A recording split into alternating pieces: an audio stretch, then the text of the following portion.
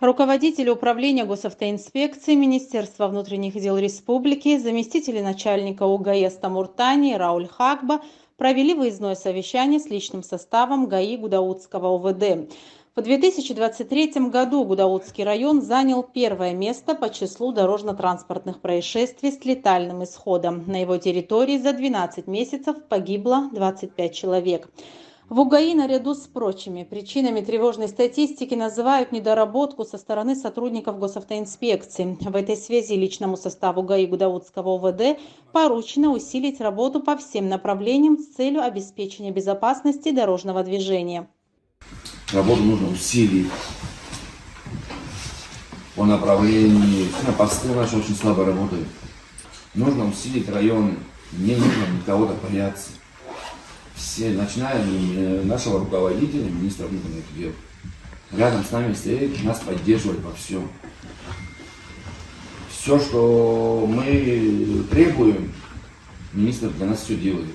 Как настоящий сотрудник должен себя вести все.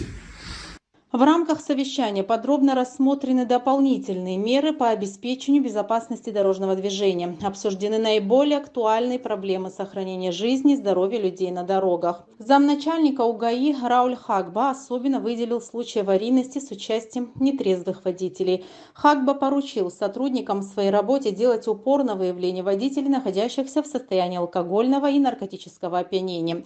Также внимание собравшихся акцентировано на необходимости усиления контроля за осуществлением пассажирских перевозок. Отмечена необходимость продолжить и активизировать работу по повышению безопасности наиболее уязвимых участников движения, прежде всего пешеходов и детей. Кроме того, озвучены планы по оснащению республиканской трассы камерами фото- и видеофиксации.